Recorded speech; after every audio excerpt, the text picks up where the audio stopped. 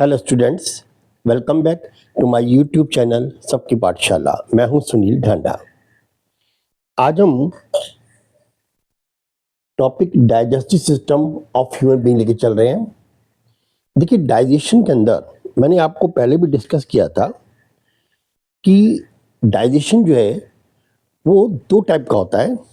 First होता है में ऑटोट्रॉपिक मोड ऑफ न्यूट्रिशन और सेकंड होता है हेटरोट्रॉपिक मोड ऑफ न्यूट्रिशन। क्योंकि ऑटोट्रॉप के अंदर द ऑर्गेनिजम्स हैं they are capable to synthesize their own food. Why?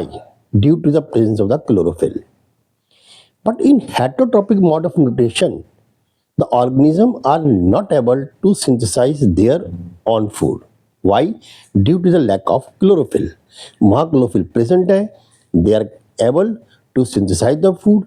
और heterotroph के अंदर chlorophyll absent है, इसलिए they are not able to synthesize their own food. तो how they get their own food? अपना फूड वो कैसे गेट करेंगे?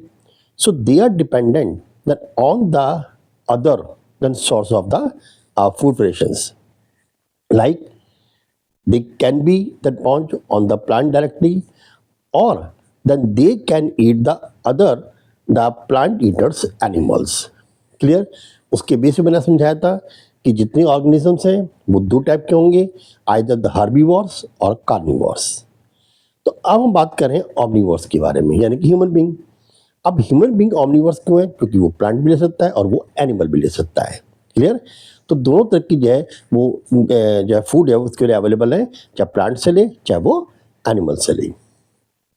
So now digestion in the human being के अंदर, अच्छा इससे समझने पहले एक बात तो समझिए आप कि दो तरह के डाइजेशन भी होते हैं। एक होता है इंटरसेलुलर, एक होता है इंट्रासेलुलर। आप देखिए जो जितने भी यूनिसेलुलर ऑर्गेनिजम्स हैं, जैसे आप देखिए बैक्टीरिया है या आपका प्रोटोजोन्स है, प्रोटोजोन्स में अमीबा आता है, पैरामीशियम्स आता है ना, और भी बहुत से प्रोटोजोन्स आते हैं। ये सब जो है वो सिंगल सेल्ड एनिमल्स हैं, यूनिसेलुलर एनिमल्स। और यूनिसेलुलर एनिमल्स में जो डाइजेशन होता है वो विद इन सेल होता है, और जिनमें डाइजेशन विद इन सेल होता है उन्हें होता है इंट्रासेलुलर डाइजेशन। क्लियर? बात समझ आ गई? अब चूंकि हमारी बॉडी जो है या और भी दूसरे ऑर्गेनिज्म है जो मल्टी सेलुलर है, उनकी बॉडी के अंदर एक स्पेशल डाइजेस्टिव सिस्टम है, जबकि यूनिसेलुलर में ऐसा कुछ नहीं होता। क्लियर? अब हमारी बॉडी में डाइजेस्टिव सिस्टम है, it is not made by the single cell, it made by the multi cellular है वो। तो इनके अंदर जो है वो इंटरसेलुलर डाइजेशन होगा, इंट्रासेलुलर नहीं होगा। तो यूनिसेलुलर में डाइजेशन होता है इंट्रासेलुलर, और जो हम मल्टी सेलुलर हैं उनमें डाइजेशन होता है इंटरसेलुलर। क्लियर? अब आते हैं कि जो ह्यूमन बीइंग है उसके अंदर स्पेशल डाइजेस्टिव सिस्टम है जिसे बोलते हैं हम एलिमेंट्री कैनाल। क्या बोलते हैं इसको हम? Alimentary canal. पूरे डाइजेस्टिव सिस्टम को मैंने 3 पार्ट में डिवाइड किया है। पहला पार्ट लिया आपको introduction of the alimentary canal. Alimentary canal क्या है, उसके कितने पार्ट हैं। फिर मैंने लिया है कौन कौन से ग्लैंड्स हैं जो डाइजेशन में हेल्प करती हैं। फिर मैंने लिया डाइजेस्टिव ग्लैंड्स। फिर मैंने लिया कि फिजियोलॉजी, यानी क्या हुआ कि जो डाइजेस्टिव ग्लैंड्स हैं वो क्या क्या जूसेस क्रिएट करती हैं और उनका एक्शन क्या है इनके ऊपर, जो हमारे जो फूड न्यूट्रिएंट्स हैं उनके ऊपर। क्लियर? तो लेट अस स्टार्ट।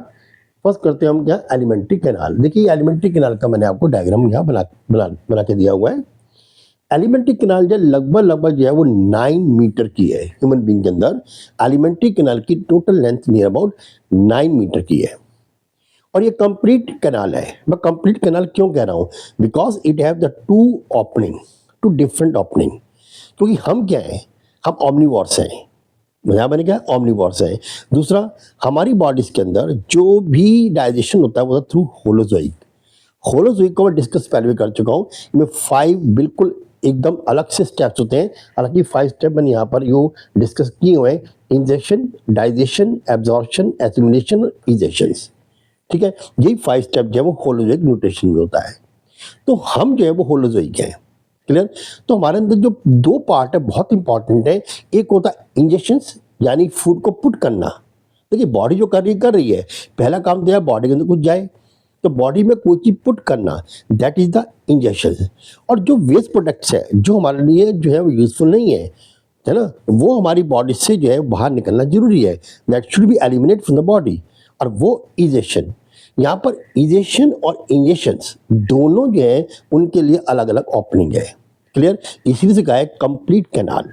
तो हमारी जो alimentary canal that that a A complete कैनाल। अगर मान लो बाई चांस क्वेश्चन आ भी जाए तो आप देख सकते हो why it is A complete canal, because it has the two separate opening for the ingestion as well as the egestion. हाँ जी, समझ में आ गया होगा ये। अब फर्स्ट लेते हैं इंजेशन में क्या होता है। इंजेशन में हम फूड को पुट करते हैं। अब फूड कहाँ पुट किया जाता है? अब आपको माउथ में? No, that is wrong. We put the food that in the buccal cavity. Buccal cavity through mouth. Mouth का फंक्शन क्या है? It is slit only. देखिए अब ये स्लिट है, और ये स्लिट जो है ये कवरिंग है दो, एक अपर लिप एक lower lip. Upper lip and lower lip, इसमें ये स्लिट है। And this slit, through this slit, we put our food, या nutrient that in the buccal cavity. Clear? बात समझ आ गई? ये बकल कैविटी है। बकल कैविटी में क्या होता है? बकल कैविटी में देखिए अपर पार्ट, जो अपर पार्ट है ये, इसे बोलते हैं तालू। ये अपर पार्ट है that it made by the hard but soft. Hard इसलिए कि बहुत हार्ड है, लेकिन अंदर लाइनिंग बहुत सॉफ्ट होती है, तो हार्ड एंड सॉफ्ट जो है पैलेट से बनती है। नीचे जो इसकी रूफ जो है, नीचे इसका फ्लोर है that made by the muscular tongue. किसका नहीं है? Muscular tongue. और इसके बीच में क्या है? इसके बीच हमारे टीथ है। ठीक है, ये टीथ क्या करते हैं? That help to masticate the food. ये फिजिकल प्रोसेस के लिए बहुत ही इंपॉर्टेंट है टीथ हमारे। आगे चलेंगे। अब फूड कहाँ गया? फूड आ गया हमारा बकल कैविटी के अंदर। बकल कैविटी मैंने आपको जब जिक्र किया कि इसके अंदर टीथ है। टीथ का फंक्शन क्या है? जब फूड हमारी बकल कैविटी में आता है तो ये टीथ जो है मस्टिकेट करते हैं, जिसको फूड चबाते हैं, अच्छे से चबाते हैं, ताकि जो सॉलिड फूड है जो इनसॉल्युबल नेचर का है वो जो है वो काफ़ी हद तक जो है वो पिस जाए, चर्न हो जाए। क्लियर? अब यहाँ पर क्या होता है? बकल कैविटी में जो टीथ है हमारे हमारे अडल्ट के अंदर वो 32 होते हैं। इसका एक फॉर्मूला होता है, भाई इतना याद कर लीजिए, ज़्यादा आपको इसमें नहीं है। एक फॉर्मूला है आपके पास, देन 2 1 2 3। ये एक पार्ट है। देखिए हमारे एक अपर जाए एक लोअर जाए, ठीक है, अपर और लोअर। इसके अंदर जो है वो दसे हुए हमारे टीथ। इसमें भी एक राइट और लेफ्ट, तो मैंने 4 पार्ट में डिवाइड कर दिया, पहले अपर एंड लोअर और फिर राइट एंड लेफ्ट। अब देखिए मैं 2 1 2 3। अब पहला आता है इसके अंदर इंसाइजर, दूसरा आता है कैनाइन, फिर आता है इसमें प्रीमोलर और लास्ट में आता है मोलर। ठीक है, अब एक के अंदर ये पार्ट है 2 1 2 3। 2 जो है आपका incisor, 1 canine, 2 premolar, 3 molar, multiply by 2। अब देखिए 2 1 3, 3 2 5, 5 3 8, और 8 इंटू 2 इक्वल टू 16। तो 16 अपर हो गए, 16 नीचे हो गए, 32 टीथ आपके हो गए। लेकिन यहाँ पर क्या है कि जो कैनाइन्स है उसको हम, और ये आपका जो है इंसिजर है, ये तो टेयरिंग वेयरिंग के लिए है।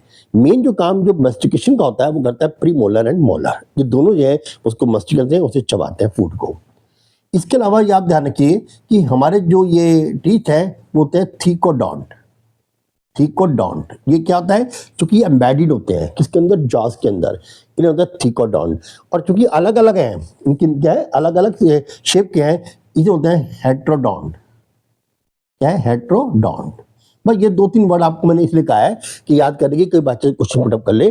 तो थीकोडॉन्ट क्या है? हेट्रोडॉन्ट क्या है? Embedded in the jaws, thecodont. और चूंकि अलग अलग स्ट्रक्चर के हैं, शेप के हैं, इसलिए को हेट्रोडॉन्ट। बस इतना आप याद करिए, दैट इज सफिशिएंट। अब उसके बाद आता है कि जो हमारी ये टंग है, ये टंग क्या करती है? ये पूरा जैस को जो है जो हम चबाते हैं फूड को, उसको जो है फ्लड करने के लिए, घुमाने के लिए काफ़ी हेल्प करती है। कौन सी? हमारी मस्कुलर जो टंग है। अब मेन आता है इसके अंदर कि जो बक्कल कैविटी है इसके अंदर होती है स्लाइवरी ग्लैंड। क्या होती है? में स्लाइवरी ग्लैंड्स होती हैं। ये हमारी बॉडी में 3 पेयर होती हैं। कहते हैं 3 पेयर होती है माउथ के अंदर। और जो टंग है ये टेस्ट को करती है। टंग क्या करती है? टेस्ट। इसमें टेस्ट बड होती है। ठीक है, कि कोई चीज़ आई है वो मीठी है, स्वीट है, बिटर है, कड़वी है, सॉल्टेड है, नमकीन है ना, या फिर जो है उसका टेस्ट अलग ही टाइप का हुआ, मान लो अच्छा गर्म है, ठंडा है, ये सब जो हमारा इसमें ही यह पता चलता है कि में हमारे जो टंग है उसके थ्रू। हमारी टंग जो है वो है प्रोट्यूसिबल। मैंने वर्ड ये भी यूज किया था पहले भी, protrusible. What means of protrusible? आप इसको भी याद रखना, वी आर प्रोट्रूसिबल। ये प्रोट्रूसिबल का मतलब होता है यानी कि एक्सटेंडेड नेचर। हमारी जो ये टंग है वो एक्सटेंडिंग नेचर की है, हमारी माउथ के अंदर है नो डाउट, लेकिन हम इसको बाहर भी निकाल सकते हैं। हम करेंगे देखिए अब बाहर आ गई, क्या आ गई, एक्सटेंड होकर बाहर आ गई। ये क्या है में प्रोड्यूसिबल नेचर, ऐसी आपको फ्रॉग के अंदर या रेप्टाइल में भी मिल जाएगी। तो आपका ये बकल कैविटी का। अब बकल कैविटी से आप नीचे आइए, आप जब बकल कैविटी से नीचे आएंगे, माउथ के और बकल कैविटी में आता फेरिंग्स। फेरिंग्स क्या है, इट इज ए रूम, एक पर्टिकुलर रूम है, ठीक है, एक पर्टिकुलर पाउच है। यहाँ पर क्या होता है, यहाँ पर दो ट्यूब एक साथ जो है आकर के ओपन होती हैं। पहले आती है नेजल कैविटी, ये नेजल कैविटी है। नेजल कैविटी से जो आती है क्या है, ये आ रहा है आपका इसके पीछे बिल्कुल बैक साइड में, इसके नेजल कैविटी, ये माउथ है, इसके नेजल कैविटी है। इसकी बैक साइड से देखिए एक आ रही है विंड पाइप। क्या आ रही है, ये विंड पाइप। ये विंड पाइप क्या आती है, ये नोज से शुरू होगी, नॉस्ट्रिल से, और ये एयर लेके आती है, क्लियर। और माउथ से जो शुरू हो रही है वो आ रही है आपके पास जो है वो है फूड पाइप। अब दो पाइप एक साथ आ रही है, एक नोज से आ रही है, एक माउथ से आ रही है। दोनों का पैसिंग का रास्ता एक ही है। दोनों आके यहाँ फेरिंग्स में आके क्या दोनों एकदम कंबाइंड हो जाती हैं। अब क्वेश्चन ये आता है कि जब दोनों कंबाइंड होती हैं तो फिर क्या फूड और ऑक्सीजन या जो एयर जो है वो मिक्स होती है? नहीं। देखिए यहाँ पर जो है दो पार्ट हो जाता है। ये पार्ट होता है में ये glottis, GLOTTS, glottis. Glottis part किसका है? ग्लोटिस पार्ट है इसका आपका ट्रेकिया का, यानी कि विंड पाइप का। और यहाँ पर जो ओपनिंग लीड कर रही है किसकी, ओसोफेगस की, उसे बोलते हैं गुलेट, ठीक है, क्या बोलते हैं, गुलेट बोलते हैं हम। अब होता क्या है कि जो आपका फूड पाइप है, उस फूड पाइप जो है उसके और नेजल पार्ट जो है उसके में एक फ्लैपिंग होती है, उसे बोलते हैं हम एपिग्लोटिस। एपिग्लोटिस फंक्शन क्या होता है कि वो ग्लोटिस को तब बंद कर देती है जब फूड को स्वेलिंग होती है। जब फूड स्वेलो होती है तो क्या होता है, नेजल पार्ट बंद हो जाता है ताकि फूड पार्टिकल उसमें एंटर ना कर जाए। अगर फूड पार्टिकल में एंटर कर जाएंगे आपको धसका होता है, कफिंग होती है आपको, फिर आप पानी का सहारा लेते हैं। होता क्या है इसके अंदर, जब पानी का सहारा लेते हैं, पानी पीते हैं हम, तो जरूरी नहीं कि हर बार वो फूड पाइप में जाए। अगर थोड़ा सा भी मान लीजिए वो विंड पाइप में मूव कर जाता है पार्टिकल, तो लंग्स के अंदर कोई डाइजेस्टिव सिस्टम नहीं है, कोई डाइजेस्टिव एंजाइम नहीं है, इसलिए वो फूड स्पॉइल होगा और कोई पस क्रिएट कर देगा, क्लियर। तो मतलब खाते बोलना नहीं चाहिए, बिल्कुल नहीं बोलना चाहिए, पर ये मतलब नहीं है कि चुपचाप बैठ जाए। वे ये है कि जब आप जो है मुंह में आपके जो है वो एक बॉलस है आपके मुंह में, तो फिर आपको क्या है सुनना चाहिए, बोलना नहीं चाहिए। जब आप उसको निगल लें, सॉल्व कर लें, फिर आपका चांस है आप बोलिए, और फिर उसका फिर आप उसको नेक्स्ट पार्ट को ले लीजिए, ठीक है। तो ये होगा इसमें ग्लोटस, एपिग्लोटस, ठीक है, एंड द गुलेट्स, ठीक है। गुलेट्स जो है वो किसकी ओपनिंग है, that is lead by the आपका फूड पाइप, और जो ग्लोटिस है वो है इसका विंड पाइप, और उन दोनों कवरिंग करना है एपिग्लोटस। अब देखिए, अब आते हैं हम इसके एसोफेगस के बारे में। ये एक मस्कुलर फूड पाइप है। क्या है? Muscular food pipe. इसका फंक्शन ये है कि ये जो आपका फूड आ रहा है आपका माउथ से in the form of bolus, उसको वो पासेस करता है किस तरफ, आगे की तरफ, कहाँ भेजेगा, स्टमक की तरफ। अब यहाँ पर ये मस्कुलर है, इसका काम क्या है, इसमें एक तरह की रिदम चलती है। रिदम क्या है? Contraction, relaxation, contraction, relaxation, contraction, relaxation, clear. अब धीरे धीरे फूड जाए वो अंदर चलता है। अब ये तो नहीं है आपने फूड खाया, अब फूड खाते ही एसोफेगस नहीं गया, धड़म जिगर का आ गया, पेट पहुंच गया, अब पता लगता है आपको? पता नहीं चलता कि फूड अंदर पेट पहुंच गया, पता लगता क्यों? वो धीरे धीरे जाए उसके अंदर वो नीचे से पहुंचता चला जाता है। अभी आता कैसे होगा? रिदम मूवमेंट है। रिदम मूवमेंट क्या होता है, इसमें दो तरह की मसल्स होती हैं। ये दो मसल्स कौन कौन सी हैं? एक है इसमें लॉन्गिट्यूडनल, एक है इसमें सर्कुलर। दो मसल्स है इसमें, एक तो है सर्कुलर और दूसरी इसमें है लॉन्गिट्यूडिनल। ये दो मसल्स हैं। ये सर्कुलर मसल और लॉन्गिट्यूडनल मसल जो है ये कॉन्टैक्ट रिलैक्स करती हैं, लेकिन दोनों जो है वो क्या होते हैं, अल्टरनेट में। यानी अगर मान लीजिए सर्कुलर मसल जो है कॉन्टैक्ट कर रही है तो लॉन्गिट्यूडनल रिलैक्स करेगी, जब लॉन्गिट्यूडनल जो है कॉन्टैक्ट करेगी तो सर्कुलर रिलैक्स करेगी, ठीक है। ये लगातार जो अल्टरनेट होती है, ठीक है। अब कौन पहले कौन भी आपको सीरीज में नहीं है, पवित्र जानेंगे कि एक कॉन्टैक्ट करती है, दूसरी रिलैक्स करती है। तो दो तरह मसल होती है, सर्कुलर मसल, लॉन्गिट्यूडनल मसल। इसकी रिदम बन जाती है और वो रिदम से जो है धीरे धीरे फूड जो है वो नीचे चला जाता है। अब यहाँ पर एक क्वेश्चन और भी आता है, इसकी डायरेक्शन क्या? यूनिडायरेक्शनल। कहाँ से? माउथ से स्टमक की तरफ। लेकिन अगर मान लीजिए जो हमने फूड लिया, अगर वो फूड हमारे डाइजेस्ट के कारण के काबिल नहीं है, यानी कि उसमें किसी तरीके से हमारे स्टमक होने का बताता है कि ये फूड जो है वो हमारी बॉडी को एब्जॉर्ब करने के लायक नहीं है, अगर एब्जॉर्ब किया तो कुछ गड़बड़ हो सकती है, तो स्टमक जो है इसको वापस भेजता है। ठीक है, उसको इंटेस्टाइन की तरफ नहीं भेजना, इसे बोलते हैं वॉमिट करना। वॉमिट करना, उल्टा होना। अब ऐसी कंडीशन में काम कौन करता है? वही काम यही करता है एसोफेगस। इसकी जो रेजिमिंग मूवमेंट है now is opposite in direction. अब भी यूनिडायरेक्शन होगी बट अपोजिट इन डायरेक्शन, सिर्फ ओनली वॉमिटिंग केस में। तो वॉमिटिंग केस में जो इसकी डायरेक्शन होगी किसकी, रेजिमिंग मूवमेंट की, वो अपोजिट हो जाएगी। ये स्टमक से माउथ की तरफ चलेगी। अब जब स्टमक से माउथ चलेगी वही आपका सर्कुलर और लॉन्ग मसल, देन वो जो आपका फूड पार्टिकल है वो बाहर आ जाएगा। इसे बोलते हैं वॉमिटिंग करना। तो वॉमिट के अंदर जो डायरेक्शन जो अपोजिट होती है from stomach to mouth, otherwise mouth to stomach होती है। ये हो गया आपका पास किसका, एसोफेगस का। एसोफेगस कहाँ ओपन हो रहा है, स्टमक के अंदर। स्टमक एक मस्कुलर बैग है, stomach is a muscular bag. अब जो मस्कुलर बैग है स्टमक, उसमें देखिए कि 3 तरह की जो है वो ग्लैंड्स होती हैं। इनमें हम gastric gland, total gastric gland, ये प्रोड्यूस करती हैं म्यूकस प्रोड्यूस करेंगी। ये प्रोड्यूस करेंगी आपका हाइड्रोक्लोरिक एसिड, कंसंट्रेटिव हाइड्रोक्लोरिक, और एक एंजाइम पेप्सिनोजन। ठीक है, ये जो मस्कुलर बैग है ये स्टमक, इसके अंदर फूड जो है वो कौन सा आएगा, बॉलस। और ये यहाँ पर चर्न कर जाता है। जब चर्न करता है, पिस जाता है, ये मैकेनिकल वर्क है। और केमिकली ये डिसॉल्वेबल सब्सटेंस में कन्वर्ट हो जाता है।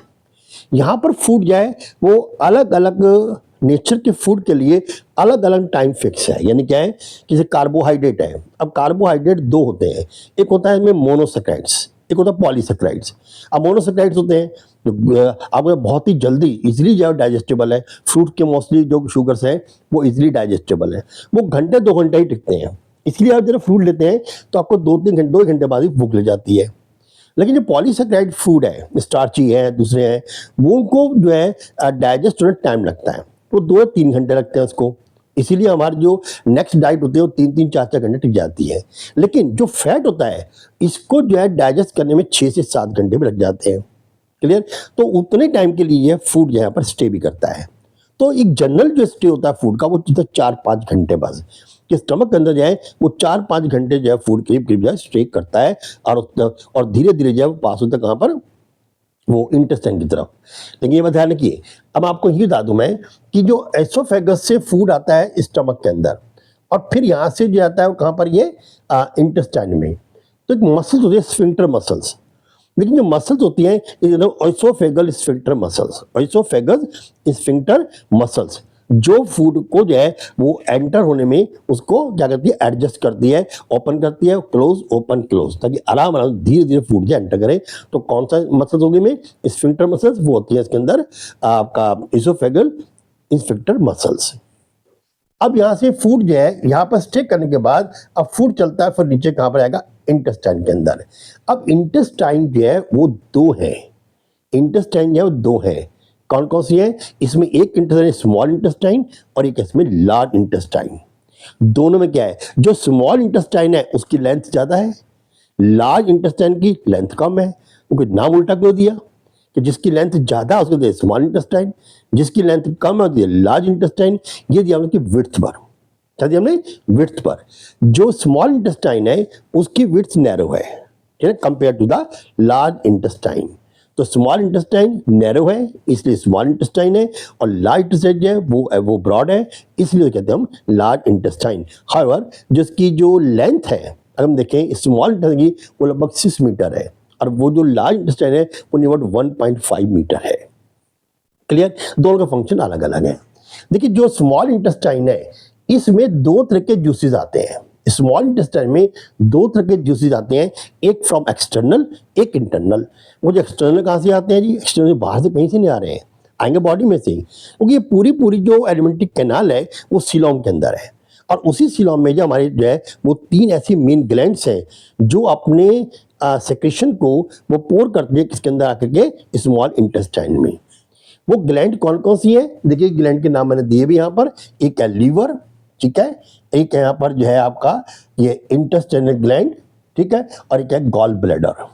ये 3 से पैनक्रियाज, ये पैनक्रियाज, पैनक्रियाज, लीवर तो गॉल ब्लैडर तो स्टोर करता हूँ, पैनक्रियाज, लीवर और इंटेस्टाइनल ग्लैंड। लेकिन अगर बाहर की तो देखें हम तो बाहर में गॉल ब्लैडर भी ले सकते हैं, ठीक है। ये तीनों बाहर होते हैं, क्या वो आप गॉल ब्लैडर कह दीजिए, लीवर है, पैनक्रियाज, ये तीनों बाहर हैं, ठीक है, कहाँ से, इंटेस्टाइन से बाहर।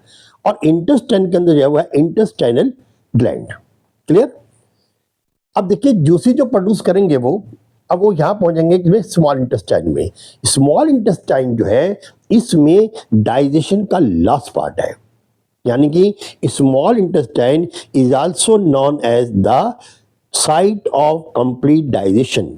कई बार क्वेश्चन पूछा जाता है the name of the site of complete digestion, या why the small intestine is also called as the site of the complete digestion, क्योंकि इसके आगे डाइजेशन नहीं होगा। जो डाइजेशन है लास्ट यही हो जाना है, उसके बाद फिर एब्जॉर्प्शन यहाँ भी होगा और आगे भी होगा। ठीक है, यानी लार्ज इंटेस्टाइन में किसी टाइप का भी डाइजेशन नहीं होगा, बस सिर्फ एब्जॉर्प्शन होगा जो बचा हुआ पार्ट है। बाकी स्मॉल इंटेस्टाइन में वो एब्जॉर्ब भी होगा, डाइजेस्ट भी होगा और एब्जॉर्ब भी होगा। अब स्मॉल इंटेस्टाइन के अंदर बहुत छोटी छोटी जो है वो फिंगर लाइक प्रोजेक्शंस होते हैं जिन्हें बोलते हैं विलिस। ये अडेप्टेशन है, किसका अडेप्टेशन है? स्मॉल इंटेस्टाइन का। स्मॉल इंटेस्टाइन का जो अडेप्टेशन है वो क्या है? टू इंक्रीज द सरफेस, किसके लिए? To absorb the maximum digestible soluble food. और वो कौन करेगा? वो करते हैं विलीज। क्लियर? वो जब विली का स्ट्रक्चर बताएंगे वो विलीज करती हैं। क्लियर? समझ में आ गया? अब आते इसके बाद हम जब यहाँ से फूड चलता है, यहाँ से देखो, अब यहाँ से आया फूड, वो आएगा the form of chyme. Crime भी बोलते हैं, CHYM काइम।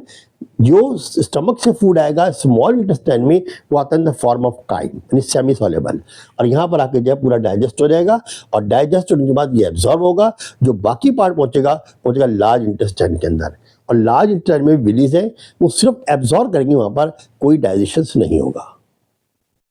हाँ जी, ठीक है। अब यहाँ पर जो फूड है, जो अनडाइजेस्टेड फूड है, वो कुछ टाइम के लिए जो है वो स्टे करता है, कहाँ पर? रेक्टम के अंदर। कहाँ होता है वो? रेक्टम। यहाँ पर एक रेक्टम है, वहाँ पर वो रुक जाता है थोड़े टाइम के लिए, ये, और फिर उसके बाद जो है एनएस के थ्रू बाहर पहुँचा दिया जाता है।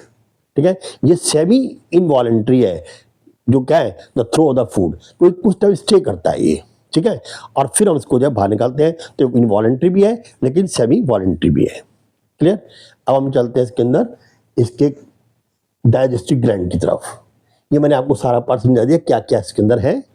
अब डाइजेस्टिव ग्लैंड कहाँ कहाँ है? पहला आता है इसमें सैलिवरी ग्लैंड। सैलिवरी ग्लैंड हमारी बॉडी में 3 पेयर्स है। कितने हैं? 3 पेयर्स। और ये 3 पेयर कहाँ पर है? सैलिवरी ग्लैंड हमारे कितने हैं? 3 पेयर्स। ये रहे सैलिवरी ग्लैंड 3 पेयर्स। और ये कहाँ पर है? ये है हमारे बकल कैविटी में। क्लियर? 3 पेयर है। बकल कैविटी में क्या प्रोड्यूस करती हैं? ये प्रोड्यूस करती हैं सलाइवरी अमाइलेज। एंजाइम का नाम क्या है इसका? Salivary amylase. इसका एंजाइम है, यहां मैं लिखता हूं, ये सलाइवरी अमाइलेज। देखिए कुछ बुक में इसका नाम टाइलिन भी दिया होगा। टाइलिन एक ही बात है। पी साइलेंसेस में PTYALIN टाइलिन भी होगा, लेकिन इसको हम सलाइवरी अमाइलेज, अगर टाइलिन याद ना रहे तो सलाइवरी अमाइलेज तो याद भी रह सकता है कि सलाइवरी से नाम से है, तो सलाइवरी अमाइलेज। ये काम क्या करता है? ये काम करता है स्टार्च को के ऊपर डेट करता है, उसको हाइड्रोलाइज करता है। किसके अंदर? ये स्टार्च को ग्लूकोज के अंदर हाइड्रोलाइज कर देगा। क्लियर? ये फंक्शन है किसका? यह सलाइवा का। एक बात और भी सलाइवा का, सलाइवा खुद जो एल्कलाइन होता है। सलाइवा क्या है? एल्कलाइन है। तो जो हम खाते हैं तो मोस्टली एसिड बन जाता है। अब एसिड बनता है तो हमारे जो टीथ है उसमें जो है वो टूथ कैरेज भी कर सकता है वो। अब उसको बचाने के लिए क्या होता है? ये हमेशा जो है वो एल्कलाइन होता है नेचर में, तो धीरे धीरे जो है उसको न्यूट्रलाइज करता है एसिड को। लेकिन अगर बहुत ज़्यादा एसिड का हम यूज़ करते हैं, हम बोलते हैं मीठा खा रहे हैं, खाए जा रहे हैं, बार बार खाए जा रहे हैं, या हम ऐसी खा रहे हैं जो दांतों में स्टिक कर जाती है, तो स्टिक होने पर जो है वो बैक्टीरिया करेंगे, एक्शन करेंगे। और जो बैक्टीरिया स्ट्रेप्टोकोकस के नाम से बैक्टीरिया होता है, स्ट्रेप्टोकोकस है, वो उस हमारे माउथ के अंदर रहते हैं, ये स्ट्रेप्टोकोकस बैक्टीरिया। और ये जो है उस पर एक्ट करेंगे। एक्ट करने के बजाय डेंटल करीज कर सकते हैं। कैसे? कि वो एसिड बना देंगे। एसिड जो है एनिमल्स को और इसको जो गम्स है उसको अफेक्ट करता है। अब ये करता तो काम जरूर है, ये अल्कलाइन है इसलिए वो थोड़ा सा कोई न्यूट्रलाइज कर लेता है, लेकिन जा तो नहीं कर सकता ना ये। तो होता क्या है कि जब बहुत ज़्यादा मीठा खाते हैं हम और हम ब्रश नहीं करते हैं बार बार, या उसका हम माउथ रिंस नहीं करते हैं, तो उससे क्या होगा? वो उसमें प्रेजेंट रहेगा और धीरे धीरे जो है वो एसिड जो है हमारे दांतों को जो है वो खराब करना शुरू कर देगा। ठीक है, उससे बनता क्या है? उससे बनता है प्लेकस। अब देखिए येलो कलर की जो है वो थोड़ा सा गम के में दांतों में फंस जाता है, दैट इज द प्लेकस। और फिर अगर ये जमना शुरू हो जाए तो हमारे दांतों को छड़ा देता है। ठीक है, तो ये मैंने यहाँ बता दिया इसमें। अब सलेवरी ग्लैंड से जो ये डाइजेशन हुआ, किसका डाइजेशन हुआ? कार्बोहाइड्रेट का, स्टार्च का, क्लियर, और कुछ डाइजेशन नहीं होता। देन उसके बाद जो है बढ़ता है ओसोफेगस में आएगा, एसोफेगस में नीचे आएगा सीधा, वहाँ पर थोड़ी रिदमिक मूवमेंट होगी। हाँ, इसका नाम है पेरिस्टालसिस मूवमेंट। इस मूवमेंट का खास नाम है पेरिस्टालसिस मूवमेंट, किसका? ओसोफेगस में। तो ये ओसोफेगस जो है, इसके अंदर मूवमेंट है वो है पेरिस्टालसिस मूवमेंट। और ये पेरिस्टालसिस मूवमेंट है, ये क्या है? Contraction and relaxation, contraction and relaxation, जिससे फूड जो है वो यूनिडायरेक्शनल यानी माउथ से स्टमक की तरफ जो है वो मूव करता है, clear. Only except the vomiting, vomiting case छोड़कर दोनों बताइए मैंने, सर्कुलर और लॉन्गिट्यूडनल मसल्स की हेल्प करती है। अब यहाँ से फूड जो है वो कहाँ गया? स्टमक के अंदर। अब स्टमक में कौन कौन सी ग्लैंड है? स्टमक में है गैस्ट्रिक ग्लैंड। अब मैं आप पूरा डिस्कस साथ साथ करता जा रहा हूँ मैं कि अब डाइजेशन पर आ गए हम, ठीक है। अब ये गैस्ट्रिक ग्लैंड बकल कैविटी में, मैंने बता दिया बकल कैविटी में जो डाइजेशन होता है वो होता है किसका? वो होता है स्टार्च का। स्टार्च कन्वर्ट होगा किसमें? शुगर के अंदर, bye the action of salivary gland, saliva, bye the action of saliva में क्या प्रोड्यूस है? Salivary amylase. सलाइवरी अमाइलेज क्या डाइजेस्ट करती है? स्टार्च को, उसको हाइड्रोलाइज करेगी किसमें? शुगर के अंदर। कितने पेयर हमारे यहाँ बकल कैविटी में है? वो है 3। कौन कौन से हैं? वो है 3 सलेवरी ग्लैंड्स। नेम आपके सिलेबस में नहीं है, ठीक है। तो बकल कैविटी का हो गया। अब यहाँ से फूड कहाँ गया? स्टमक के अंदर आ गया। कहाँ गया वो? स्टमक में। अब स्टमक में डाइजेशन कैसे होगा? स्टमक में देखिए गैस्ट्रिक ग्लैंड है। स्टमक में क्या है? Gastric gland. अब गैस्ट्रिक ग्लैंड जो है उसमें क्या क्या आता है? फर्स्ट आएगा इसके अंदर आपका गैस्ट्रिक ग्लैंड क्या प्रोड्यूस करता है? फर्स्ट आता है कंसंट्रेटिव हाइड्रोक्लोरिक एसिड HCl, दूसरा प्रोड्यूस करता है आपको म्यूकस, और तीसरा प्रोड्यूस करता है वो पेप्सिनोजेन। ये एंजाइम है, एक एंजाइम है पेप्सिनोजेन, ठीक है। लेपिस करता है बहुत स्मॉल को हम यहाँ डिस्कस नहीं करेंगे हम, पेप्सिनोजेन। अब देखिए फंक्शन तीनों का अलग अलग है। मैं फिर बता रहा हूँ मैं, अब अपने जो फूड इंजेस्ट कर लिया, इंजेक्शन का हमारा पार्ट हो गया। अब आ गया हमारा डाइजेशन का। डाइजेशन कहाँ रहा है? डाइजेशन आएगा हमारा कहाँ? स्टमक के अंदर पहला डाइजेशन होगा, ठीक है। इसके बाद बकल कैविटी के बाद स्टमक के अंदर जो है वो है गैस्ट्रिक ग्लैंड, ये रही गैस्ट्रिक ग्लैंड, ठीक है। ये स्टमक के अंदर है। जो गैस्ट्रिक ग्लैंड है ये प्रोड्यूस करती है 3 सेक्रेशंस। पहला है कंसंट्रेटिव हाइड्रोक्लोरिक एसिड, दूसरा है इसके अंदर म्यूकस, और तीसरा इसमें पेप्सिनोजेन, ठीक है। अब जो कंसंट्रेटेड हाइड्रोक्लोरिक एसिड फंक्शन क्या है? ये कंसंट्रेटेड है। पहला फंक्शन ये है that it kill the germs. By chance कोई जर्म्स एंटर कर गया, इट किल द जर्म्स, ये जर्म्स को किल कर देता है, फर्स्ट फंक्शन।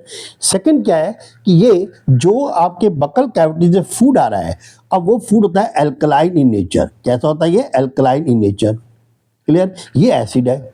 अब चूंकि ये अल्कलाइन है, ये एसिड है, तो फौरन जो है जो स्टमक से आने वाला फूड है जिसमें एक्शन हो रहा है, किसका? सलाइवरी एक्शन हो रहा है, उसको स्टॉप कर देता है। फिर बात को कि ये अल्कलाइन है। क्या अल्कलाइन है? सलाइवा। अब सलाइवा का एक्शन हो रहा है किसके ऊपर? स्टार्च पर। जैसे फूड स्टमक पहुंचा तो जो कंसंट्रेटिव हाइड्रोक्लोरिक एसिड है, it stop the action of the saliva on the food. ये फूड पर सलाइवा के एक्शन को रोक देगा फौरन, क्योंकि एसिडिक है। दो फंक्शन हो गया।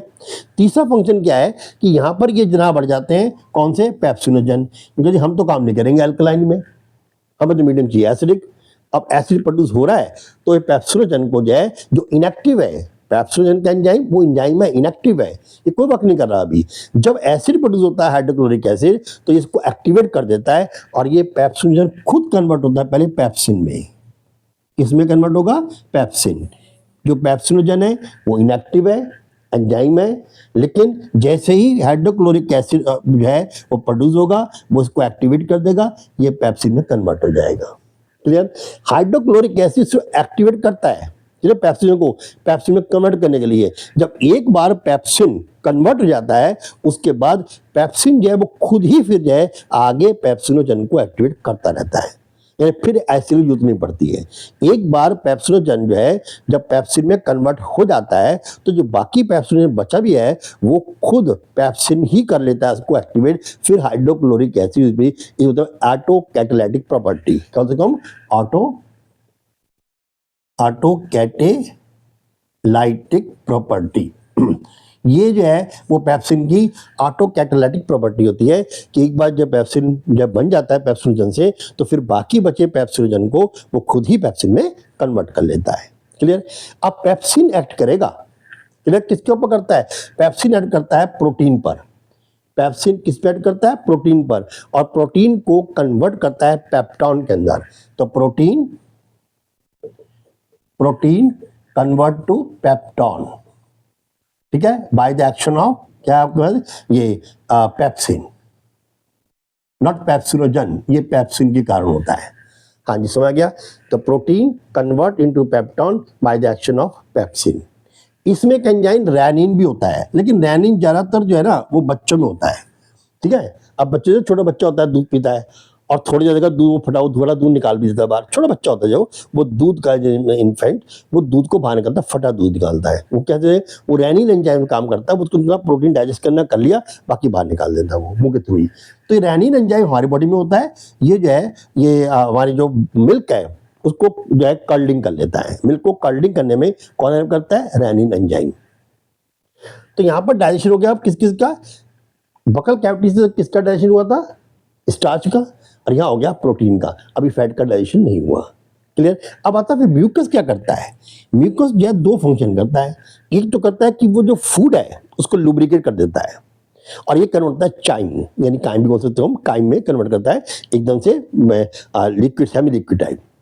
और दूसरा फंक्शन ये करता है कि ये जो स्टमक है उसके इनर वॉल को प्रोटेक्ट रखता है, इनर वॉल को प्रोटेक्ट करता है, क्योंकि hydrochloric acid is too much strong. जरा एसिड हमारे हाथ पे पड़ जाए तो हमारे हाथ में जो फुफुरा डाल देता है, और ये तो हमारी जो इंटरनल है बहुत ही सॉफ्ट है, तो वहां पर उसका एक्शन ना हो पाए इसलिए जो है म्यूकस को बचाता है। कभी कभी आता है question, if suppose the mucus is not then secreted by the stomach, what will be happen? तो वुंड्स बन जाएंगे, जान जाएंगे, वहाँ वुंड जल जाएगा अंदर का पार्ट, और जब वुंड्स बनने के बाद एक्शन होता है हाइड्रोक्लोरिक एसिड, तो क्या होगा उसमें? वो अल्सर क्रिएट कर सकता है, कहता है वो अल्सर क्रिएट करता है। अक्सर जिनको एसिड आती है उनमें अल्सर बनते हैं, पेप्टिक अल्सर बनता है, वो यही उनका म्यूकस जो है वो प्रॉपर्ली उतना फंक्शन नहीं कर पाता जितना हाइड्रोक्लोरिक एसिड जिसके ऊपर अटैक कर देता है। क्लियर? तो वहाँ पर पेप्टिक अल्सर भी बनता है। तो अगर ये ना होता तो क्या होता? अब देखिए हाइड्रोक्लोरिक एसिड ना आना तो क्या होता? पेप्सिन जो कन्वर्ट होता नहीं पेप्सिन में, तो प्रोटीन डाइजेस्ट नहीं होता। अगर म्यूकस ना होता तब क्या होता? हमारी इंटरनल वॉल जो है वो स्टमक की वो जल जाती, अल्सर क्रिएट कर देता, ठीक है ना। ये इस तरीके से जो क्वेश्चन पुट अप कभी किए जा सकते हैं। मैंने आपको यहाँ तो समझा दिया।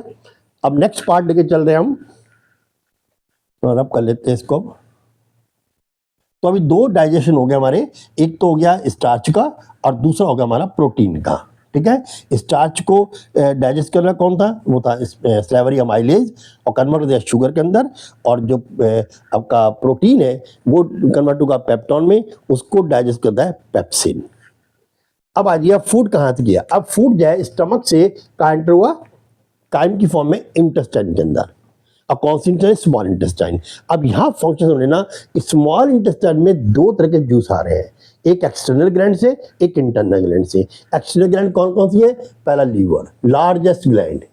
लीवर क्या है? ये लार्जेस्ट, सबसे बड़ी ग्लैंड हमारी बॉडी के अंदर यही है, ये लार्जेस्ट ग्लैंड। और ये हमारे अपर एब्डोमिनल पार्ट में राइट साइड में प्रेजेंट है। अपर एब्डोमिनल पार्ट जो है ना इसमें राइट साइड में जो है वो लीवर प्रेजेंट है, और ये लार्जेस्ट ग्लैंड है। लीवर जो है ये बहुत फंक्शन करता है। लीवर का पहला फंक्शन क्या है कि लीवर जो है वो प्रोड्यूस करता है हेपेटिक जूस। क्या प्रोड्यूस करता है? Hepatic juice. क्लियर? ये हेपेटिक जूस जो है ये कौन स्टोर करता है? गॉल ब्लैडर, ठीक है। गॉल ब्लैडर जो है हेपेटिक जूस को स्टोर करता है, उसमें क्या करता है? बाइल सॉल्ट और बाइल मिनरल्स भी इसमें ऐड हो जाते हैं, इससे वो ग्रीनिश कलर का होता है बाइल जूस। देखिए लीवर बना रहा है हेपेटिक जूस, क्या बना रहा है? Hepatic juice. ये कहाँ गया? ये पहुंच गया गॉल ब्लैडर में। गॉल ब्लैडर में ये स्टोरेज है, यहाँ पर स्टोर हो गया, और इसके अंदर जो है ऐड हो गया bile salt, bile pigment, bicarbonate, ठीक है। और ये हो गया येलोइश ग्रीन कलर का।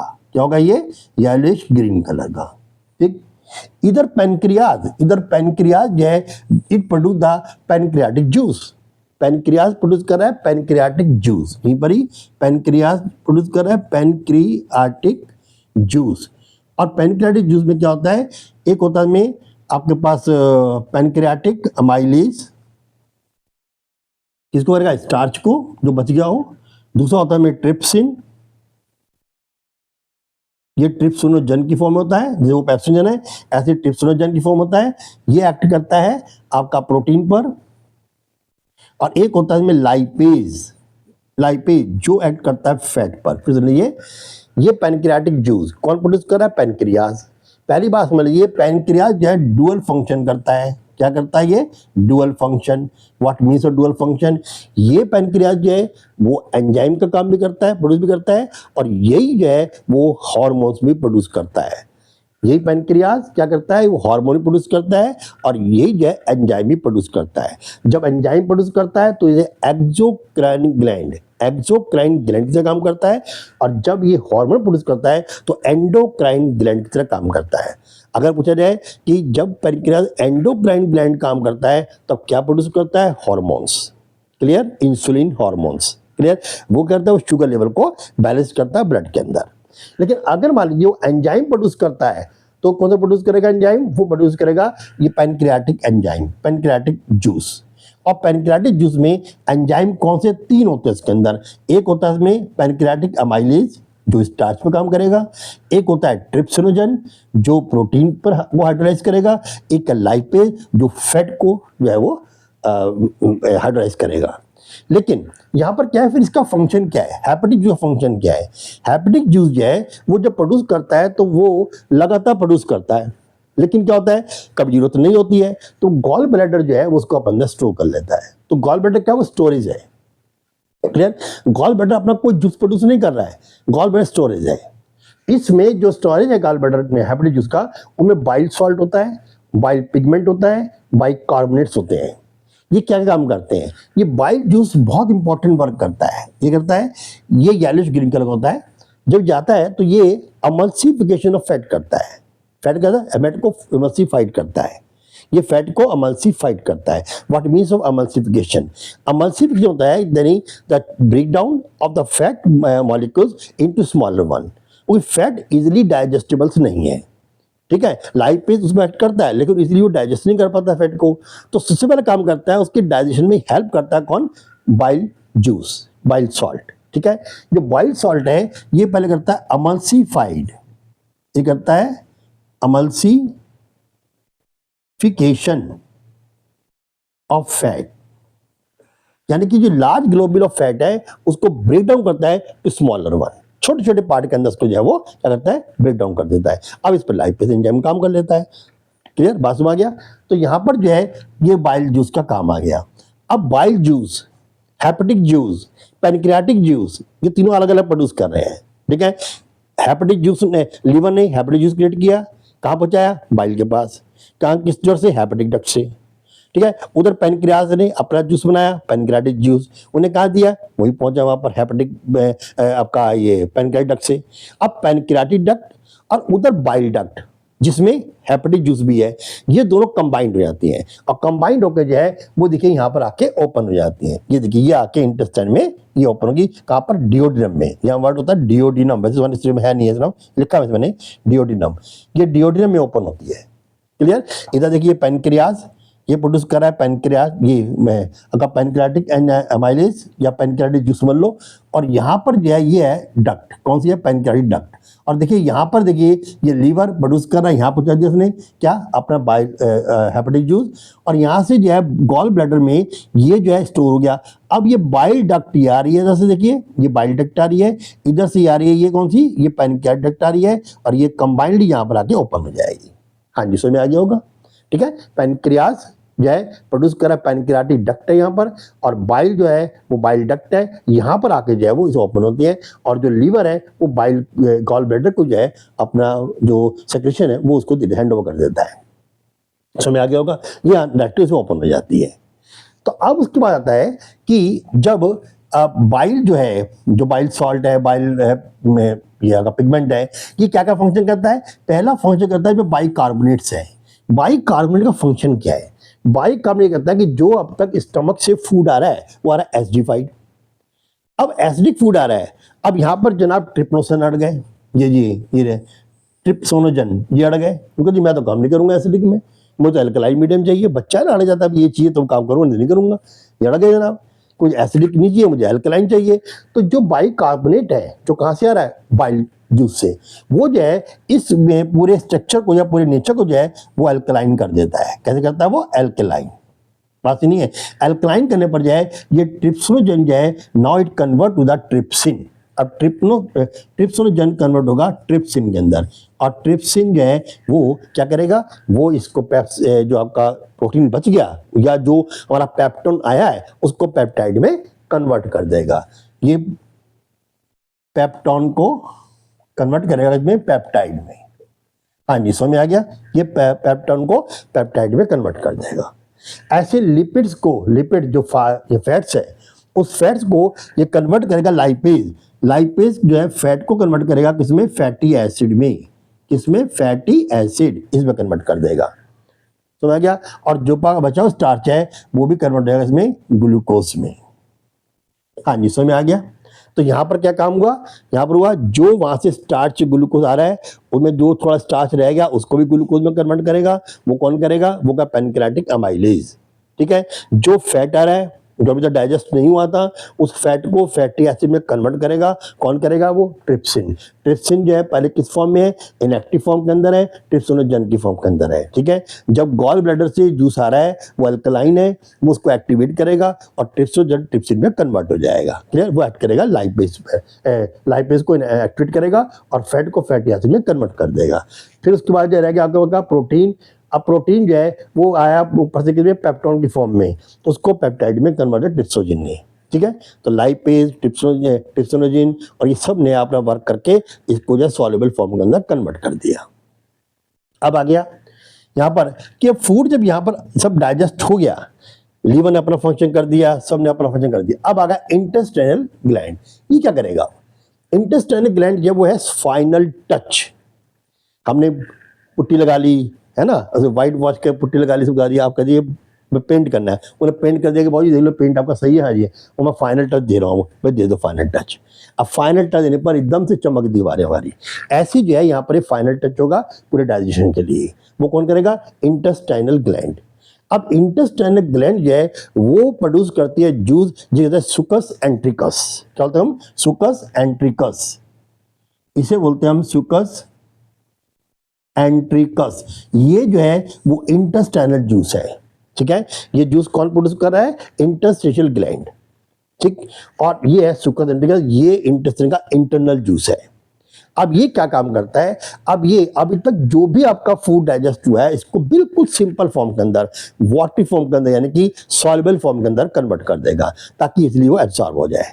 अब कहाँ क्या होगा देखिए, अब में चेंज जो आएगा वो ये आएगा, अभी तक जो भी बना, जैसे मान लिया पहले था प्रोटीन, प्रोटीन कन्वर्ट, देखिए अब मैं आप सब बताऊं फाइनल, पहले था हमारे पास प्रोटीन, प्रोटीन बना था पहले पेप्टोन, पेप्टोन बना था हमारा पेप्टाइड, अब पेप्टाइड से बन जाएगा लास्ट में यूनिट के अंदर अमीनो एसिड। हाँ जी समझ में आ गया, ये अमीनो एसिड बन गया, ठीक है। प्रोटीन से बना पेप्टोन, कहाँ बना ये पेप्टोन, प्रोटीन से पेप्टोन बना, ठीक है, स्टमक के अंदर ही, फिर पेप्टोन से पेप्टाइड बना, कहाँ बना, इंटेस्टाइन में ही, और फिर जो है इससे बना अमीनो एसिड इंटेस्टाइन में, किससे बना, सुकस एंट्रिकस से।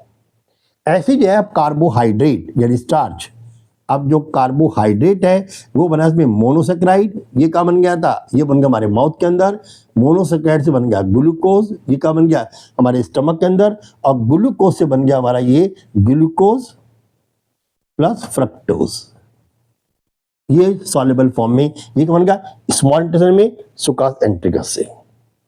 ऐसे फैट आएगा, जब फैट आएगा तो फैट्स क्या बना, पहले बना फैटी एसिड, ठीक है, ये कहाँ बना बेटे, इंटेस्टाइन के अंदर, और सुकस एंट्रिकस कोई स्टमक डाइजेस्ट नहीं होता ये इंटेस्टाइन में, और फिर फैटी एसिड कन्वर्ट हो जाएगा ग्लिसरॉल में, इसमें देन ग्लिसरॉल, और ये जो है वाटर सॉल्युबल है, सारा डाइजेशन हो गया, क्लियर। ये 3 प्रोडक्ट बन गई। अब क्वेश्चन आता है कि जब ये 3 प्रोडक्ट बन गई, अब इनका क्या होगा, उनको होना क्या है, क्या इसको एब्जॉर्ब करिए। अब एब्जॉर्प्शन का नंबर ये आ गया, ये रहा ऑब्जर्प्शन। एब्जॉर्प्शन कैसे होगा, स्मॉल इंटेस्टाइन के अंदर जो है, देखिए स्मॉल इंटेस्टाइन में जो है सब कुछ डाइजेस्ट हो गया, इसे कहते हैं the site of complete digestion, आगे डाइजेशन नहीं होगा। अब क्या होगा, इसमें जो स्मॉल इंटेस्टाइन है उसमें एक फिंगर लाइक प्रोजेक्शंस होते हैं, ऐसे ये ल्यूमन में जो है वो लटकी रहती हैं, और millions of the these finger like projection बनाए जो होता है बिलीज। अब एक बिलीज जो है उसमें माइक्रो बिलीज होती हैं। अब कई क्वेश्चन आता है, how the intestine small intestine then adapt themself that to absorb the food. कहता है कि वो उसके अंदर कहता है फिंगर लाइक प्रोजेक्शन होते हैं which are leather hanging in the lumen of the small intestine. Why? Then it increase the surface area then to absorb the food. ये फूड को एब्जॉर्ब करने के लिए उसके सरफेस एरिया को इंक्रीज कर देते हैं, और इंक्रीज करने के लिए ये मिलियंस ऑफ विलीज तो हैं, उसके ऊपर ही माइक्रो विलीज होते हैं जो होते हैं विलस। मैं एक विलस का मैंने डायग्राम बनाया हुआ है। अब क्वेश्चन था how the food is absorb. अब फूड एब्जॉर्ब कैसे होता है, इस विलस में 2 पार्ट होते हैं, इसमें ब्लड सप्लाई होती है, लेकिन दो तरह ब्लड होते हैं।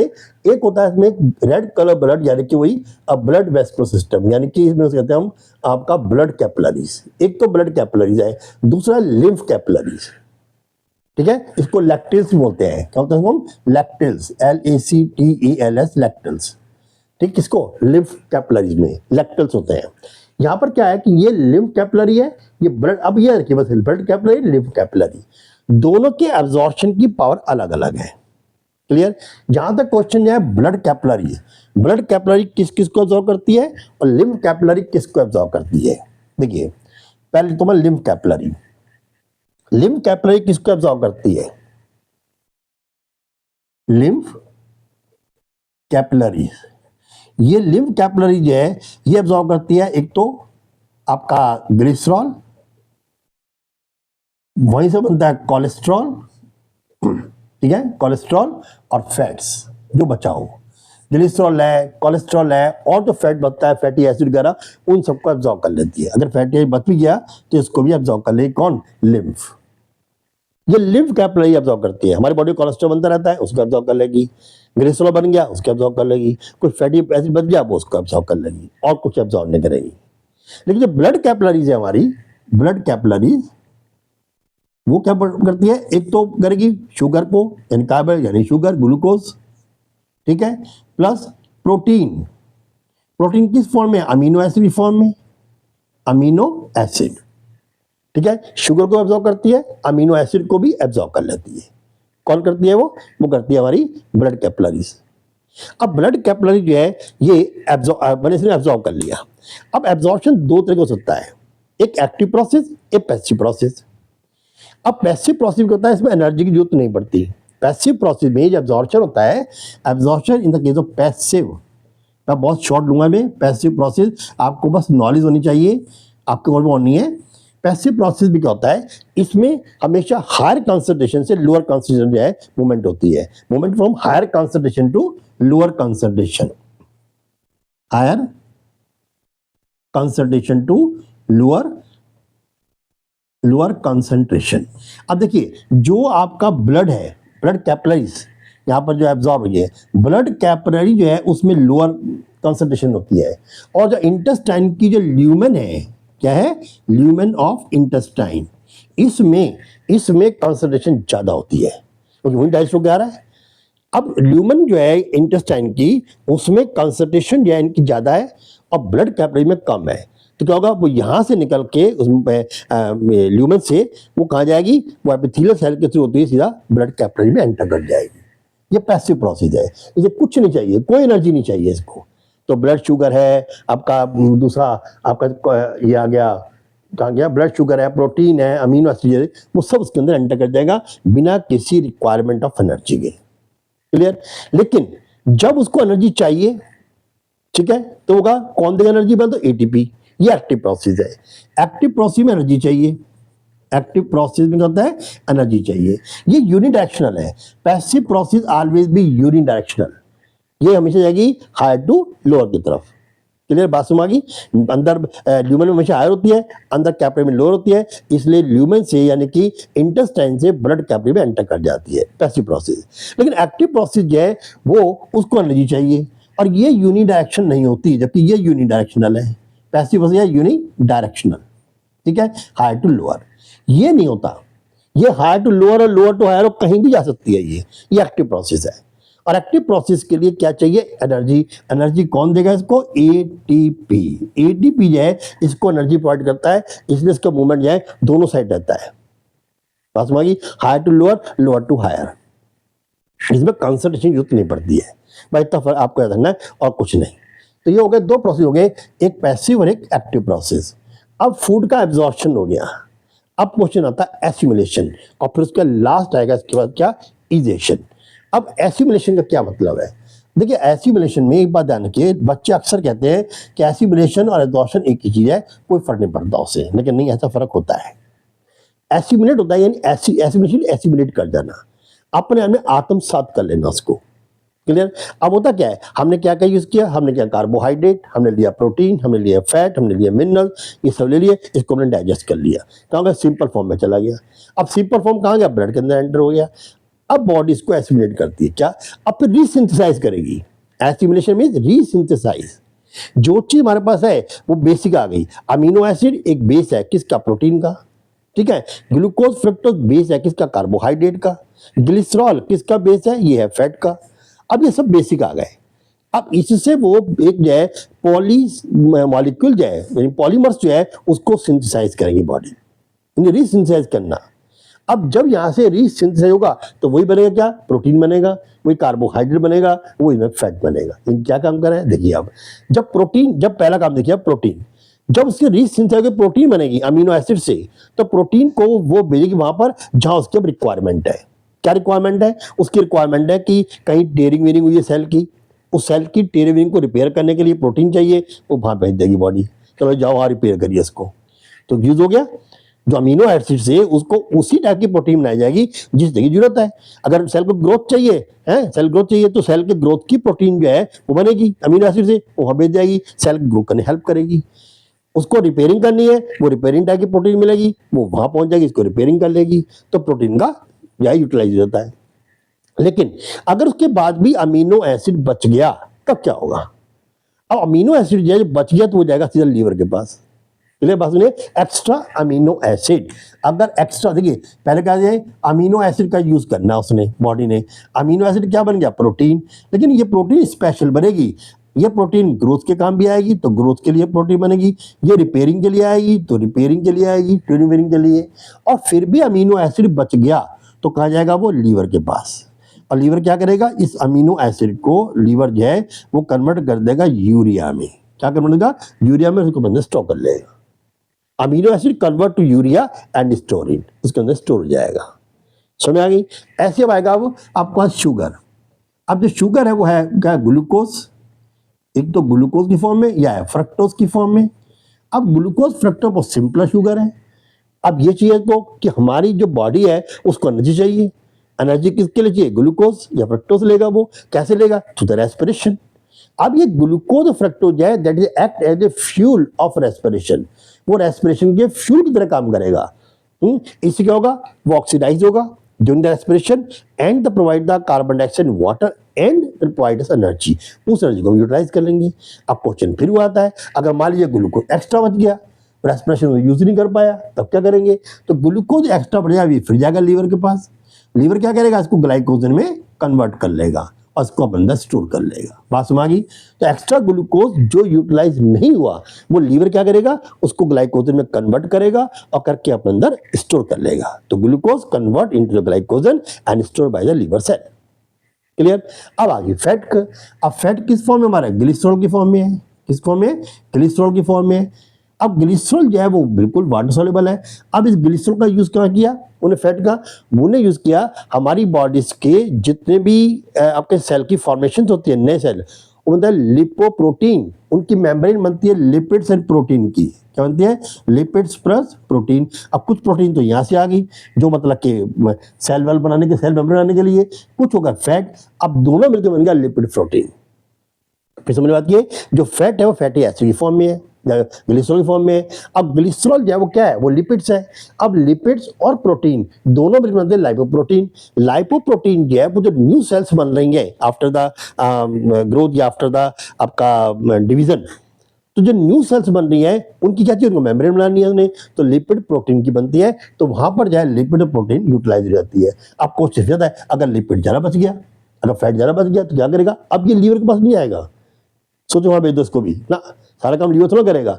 अब क्या काम करता है ये लाइपोप्रोटीन जो बच जाता है हमारे पास ग्लिसरॉल, वो हमारी स्किन की बेनेथ नीचे जम जाता है, ठीक है ना। इसीलिए हम जरा फैट खाते हैं, कहता है धीरे धीरे हम मोटे होते जाते हैं, मैं भी मोटा ही हूँ, तो धीरे धीरे मोटे होते जाते हैं। क्यों होते हैं, क्योंकि जो फैट बच जाता है, जो हम यूटिलाइज नहीं कर पा रहे हैं उसको हम एक्सरसाइज बर्न भी नहीं कर पा रहे हैं, तो क्या होता है, वो हमारी बॉडी की स्किन से दमना शुरू हो जाता है। हालांकि ये जो स्किन की जाता है वो ज़्यादा अमाउंट में नहीं आता है, बल्कि हमें वार्म देता है। ये सर्दी में हम खास इसलिए फैट ज़्यादा लेते हैं क्योंकि हमें वार्म चाहिए होती है। तो ये जो है ग्लिसरॉल जो है वो वहाँ जाके फैट में जो एक्स्ट्रा बच जाता है वो कन्वर्ट होता है फिर फैट के अंदर, और वो हमारी बॉडी की स्किन के स्मेज में जाके डिपॉजिट हो जाता है। तो एसिमिलेशन मतलब ये नहीं है कि हमने इसको सिर्फ एब्जॉर्ब कर लिया और एसिमिलेट हो गया, नहीं, इसका क्या हुआ, वो रीसिंथेसाइज करता है, ठीक है, ये एसिमिलेशन हो गया। अब रहेगी बात इजेशन। अब जो बच गया, ठीक है ना, अब वो कहाँ गया, अब वाटर सारा एब्जॉर्ब कौन करेगा, अब पहले जाएगा लार्ज इंटेस्टाइन में। लार्ज इंटेस्टाइन में कुछ नहीं होगा, वो वाटर को बहुत ज़्यादा एब्जॉर्ब कर लेगा बिली से। अब जो बच गया फूड, ठीक है ना, अब वो फूड जो है कुछ सेमी सॉलिड है और वो रेक्टम में जाके स्टोर हो जाएगा। अब जब रेक्टम में स्टोर हो जाएगा तो काफ़ी टाइम तक यहाँ स्टे रहता है, और उसके बाद जो है वो थ्रू एनस जो है वो बॉडी से बाहर निकल जाता है। अब एनस की ओपनिंग को कंट्रोल करने वाला होता है एनल स्फिंक्टर्स। यही मसल्स हैं एनल स्फिंक्टर्स, दो गई, एक बताया था ऊपर मैंने, देन एसोफेगल स्फिंक्टर और एक एनल स्फिंक्टर। कोई पूछ सकता है वो कि बॉडी में कौन से दो स्फिंक्टर्स हैं, वो क्या, एक तो एनल स्फिंक्टर जो हमारे एनस पर है, जो हमारी बॉडी के वेस्ट प्रोडक्ट को बाहर थ्रो करने में जो है वो कंट्रोल करती है, और एक कहता है मैंने एसोफेगल स्फिंक्टर जो फूड को स्टमक में आने से जो है कंट्रोल करती है। ये दो स्फिंक्टर भी याद रखना, ये इंपॉर्टेंट है, क्लियर। तो आपका जो है ये पूरा मैंने कंप्लीट कर दिया। हाँ, लीवर जो है एक काम और भी करता है, दो काम और करता है। एक तो जो ब्लड सेल, जो आरबीसी ब्लड सेल डिस्ट्रॉय हो गई, खत्म हो गई, डेली बहुत सारी जो है वो बनती रहती हैं और बिगड़ती रहती हैं, तो जो डाइट हो गई उनको अपने अंदर ले लेता है वो, ठीक है। दूसरा क्या काम करता है वो एक हेपरिन, हेपरिन नाम का एक एंजाइम प्रोड्यूस करता है। हेपरिन क्या प्रोड्यूस करता है, वो हेपेरिन। हेपेरिन किस काम आता है, क्योंकि हमारी ब्लड के अंदर बहुत सारे जो है वो कहते हैं फाइबर्स होते हैं, ब्लड प्लेटलेट्स होते हैं, थ्रोम्बोसाइट्स होते हैं, ये ब्लड को कोगुलेट करने में हेल्प करते हैं। अगर ये काम करते रहे तो ब्लड हमारा कोगुलेट हो जाएगा। तो हेपरिन जो है वो कभी भी ब्लड को कोगुलेट नहीं होने देता, इसलिए ब्लड का फ्लो जो है कंटिन्यू चलता चला जाता है। तो ये भी लीवर का फंक्शन है। अब इसी के बेस पर जो भी क्वेश्चन आपको बनेंगे, अब आप धीरे धीरे उसके आंसर दे सकते हैं। तो I have completed the digestion in the human being. अब मैं स्टार्ट करूंगा इसके बाद आपका excretion in the human being. आप इसको जो पढ़ेंगे तो आपको बहुत समझ में सारा आ ही जाएगा, ठीक है, ओके। अगर आपको अच्छा लगता है पढ़ा होगा तो दूसरों को भी कहो कि भी ये भी देखें, ताकि उनको भी नॉलेज मिले, वो भी गेन कर सके। अब एग्ज़ाम आ रहे हैं, आपको 1 बाय 1 एक डे में 3 डोज लेनी है आपको। डॉक्टर कहता है ना एक दिन में 3 डोज लो, वो 3 डोज वाला हिसाब होगा, मतलब सुबह दोपहर शाम। एक हमने चैप्टर कर लिया डाइजेशन, दोबारा करो एक्सक्रीशन, फिर कर लिया आपने रेस्पिरेशन, आपका चैप्टर लंबा लंबा लाइफ प्रोसेस खत्म। फिर नेक्स्ट डे ले लो आप और चैप्टर, फिर आपका जाएगा, फिर इसके चैप्टर आ जाएंगे। तो एक दिन में 3 करोगे तो आपके 5 दिन अभी मिल जाएंगे आपको एग्जाम के अंदर। You can finish your syllabus very easily, okay, thanks now.